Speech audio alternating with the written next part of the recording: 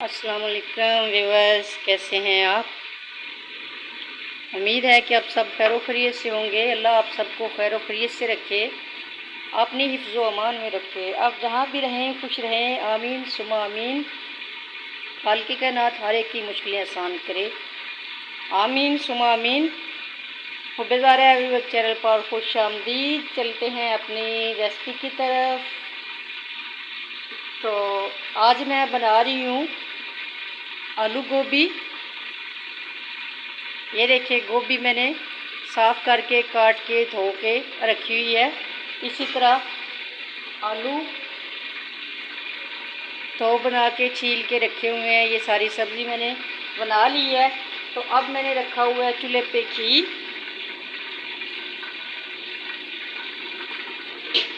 जो है वो हो गया गरम। तो इसके अंदर मैं डालने लगी हूँ प्याज। गरम घी के अंदर इसलिए प्याज डालती हूँ ताकि जल्दी से ये ब्राउन हो जाए, क्योंकि आजकल जो गैस है उसका बड़ा मसला है। गैस बिल्कुल कम होती है और कम गैस पे प्याज जो है वो जल्दी ब्राउन नहीं होते। तो इसलिए अगर थोड़ा सा घी गरम कर लिया जाए, आपको भी मैं ये मशवरा दे रही हूँ। अगर घी को थोड़ा सा हम पहले गरम कर लें तो फिर हम इसके अंदर प्याज वगैरह या जो भी सब्ज़ी डालनी हो डालें तो वो जल्दी हो जाएगी। ये देखिए, जैसे ही मैंने इसके अंदर प्याज डाले हैं तो ये इसकी जो बुलबुले से उठ रहे थे, जो गर्माइश है वो कम हो गई है। तो अब मैं इसके ऊपर 1 मिनट के लिए प्लेट कर देती हूँ बंद। तो जैसे ही प्लेट बंद की है तो अभी इसमें थोड़ा सी ये तपश फिर हो जाएगी और हमारे प्याज जो है वो ब्राउन होना शुरू हो जाएंगे। तो अब मैं काट लेती हूँ बाकी सब्ज़ी। माशाल्लाह से प्याज ब्राउन हो चुके हैं। तो इसके अंदर डालेंगे थोड़ा सा पानी ताकि ये मेल्ट हो जाए। ये मैंने थोड़ा सा पानी डाल दिया और फ्लेम भाप इसकी बंद कर दी है।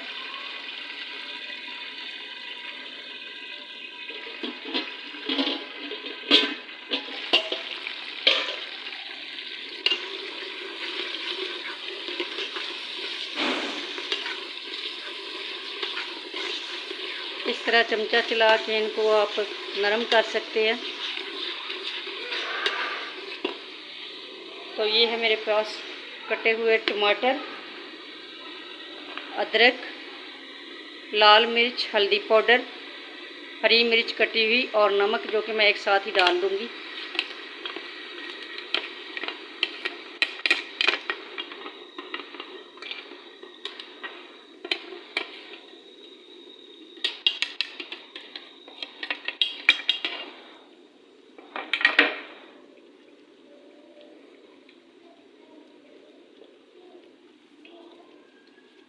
कुछ धनिया पाउडर भी मैंने डाल दिया।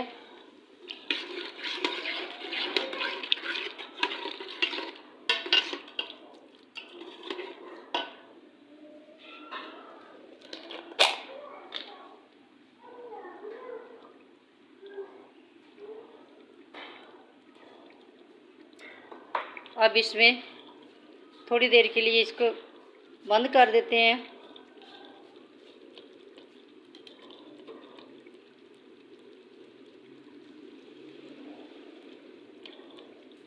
ऐसे इसकी प्लेट कर देंगे 2 मिनट के लिए। तो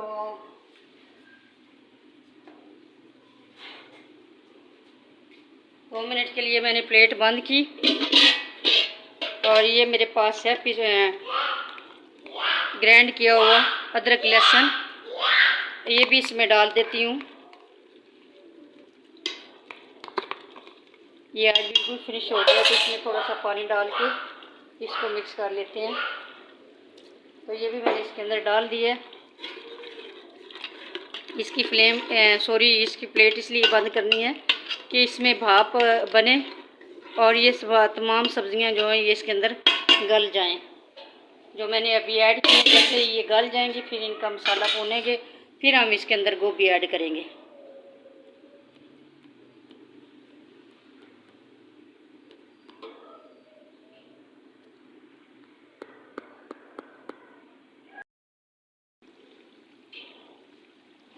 ये देखिए, सारे आलू मैंने डाल दिए।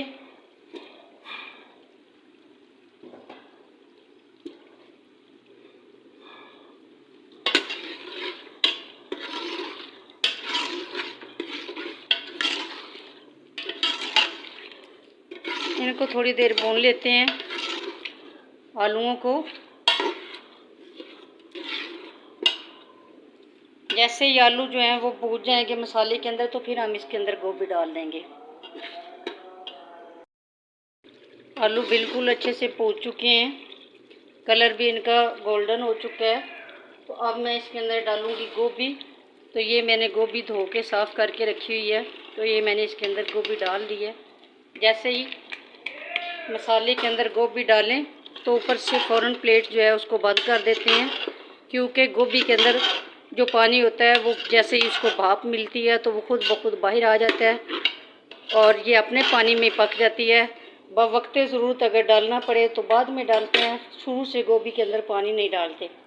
तो इस तरीके से मैंने गोभी जो है वो आलूओं में डाल दिया और अब मैं इसकी प्लेट कर देती हूँ बंद। थोड़ी देर के बाद देखेंगे क्या बनता है। ये देखिए, आपको नज़र आ रहा होगा ये पानी है जो कि गोभी ने खुद निकाला है, क्योंकि गोभी को मैंने धो के अच्छे तरीके से तो इसको मैंने रख दिया था और विद पानी के ही, जैसे कि ज़्यादा नहीं निचड़ी, तो ऐसे ही इसको हम डाल देते हैं। ये एक छोटा बड़ा पीस था, मैं काट रही हूँ उसको। तो मसाले वाली गोभी बनानी है मैंने, जैसे कि मसाला होता है, इसलिए आलू भी मैंने कम डाले हैं। तो ये देखिए, इसने अपना पानी निकाल लिया है। जैसे ही ये पानी ड्राई होगा ये अच्छे तरीके से गल जाएगी और इसके अंदर मिक्स हो जाएगी और मसाला टाइप बन जाएगी। फिर हम इसको भूनेंगे और बाकी मसाले जो हैं, गरम मसाला, काली मिर्च वगैरह जो है वो हम बाद में डालेंगे इसके ऊपर ना।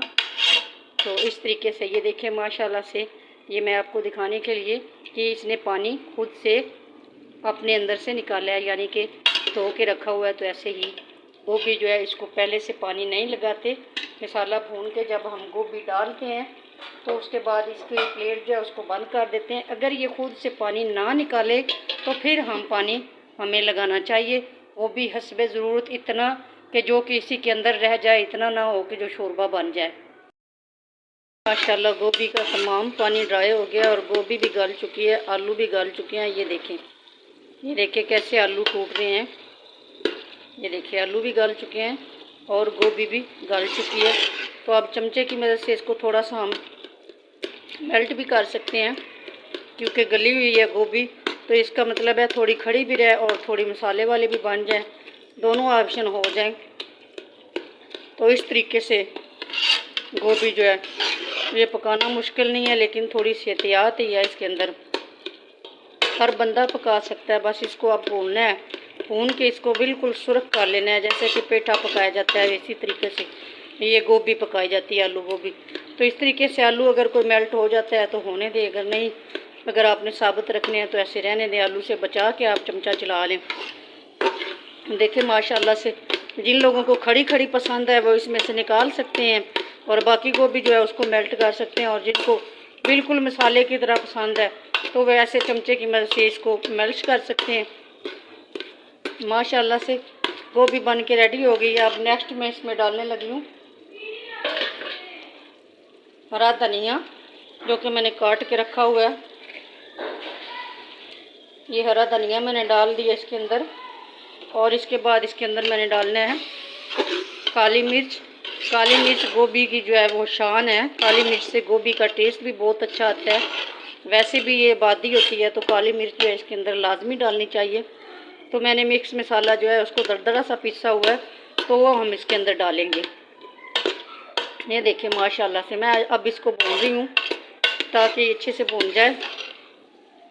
और ये देखिए, ये है गरम मसाला जो कि मैंने दरदरा सा पीसा हुआ है, इसको मैंने बारीक नहीं कूटा। तो ये मैं इसके अंदर लास्ट में डालने लगी हूँ और इसको हम भून लेते हैं।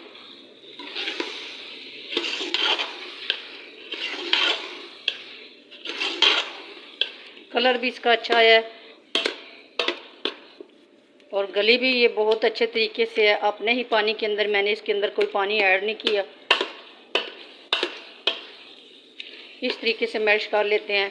हरी मिर्च वगैरह भी, ये मिर्चें थोड़ी सख्त थी क्योंकि ये वो मिर्चें हैं जो कि हरी थी और खुद ही पड़ी पड़ी ड्राई हो गई हैं, तो मैंने इनको टेस्ट के लिए डाल दी है। तो इस तरीके से माशाल्लाह से देखें गोभी बन के रेडी हो गई है। उम्मीद करती हूँ आपको मेरी ये रेसिपी पसंद आएगी, आप भी मेरे तरीके से बनाएं। मैं आपको बिल्कुल आसान टिप्स, आसान तरीका देती हूँ। और गोभी जो है ये सबकी पसंद है। पराठे के साथ तो ये इसका बहुत ही अच्छा टेस्ट होता है, बहुत ही मज़ा देती है पराठे के साथ। वैसे भी तंदूरी रोटी के साथ भी गोभी जो है, तो सर्दियों में तो माशाल्लाह से गोभी का ठंडा सालन और तंदूर की रोटी तो मयार ही कुछ और है, मज़ा ही कुछ और है। पुरानी यादें ताज़ा हो जाती हैं। तो ठंडी ठंडी गोभी बहुत ही अच्छी लगती है। हर बंदे की अपनी चॉइस होती है, कोई गर्म पसंद करता है तो कोई ठंडी पसंद करता है। तो इस तरीके से माशाल्लाह अभी मैं ये आपको प्लेट में भी निकाल के दिखाती हूँ ये कितनी अच्छी बन के तैयार हुई है। माशाल्लाह से देखें, मैं प्लेट के अंदर भी आपको निकाल के दिखा रही हूँ ये कितनी अच्छी, कितनी यूनिक बन के रेडी हुई है। बहुत ही मज़ेदार है, खुशबू भी इसकी बहुत अच्छी है और टेस्ट में तो ये ढाबे से भी आगे बढ़ गई है। उनको भी पीछे छोड़ दिया ढाबे वालों को, इतनी मज़ेदार बनी है। तो ये तरीकाकार आप भी अपनाएं, इसी तरीके से बनाएं। उम्मीद करती हूँ मेरी रेसिपी आपको अच्छी लगेगी। अगर मेरी रेसिपी आपको अच्छी लगे तो मेरे चैनल को लाइक करें, शेयर करें, कमेंट करें, सब्सक्राइब करें, बेल आइकन को दबाना मत भूलना। ये आपकी तरफ से प्यार है। अल्लाह ये प्यार सबके दिलों में कायम रखे। देखिए माशाल्लाह से बहुत ही अच्छी बन के तैयार हुई है। अल्लाह हाफिज़।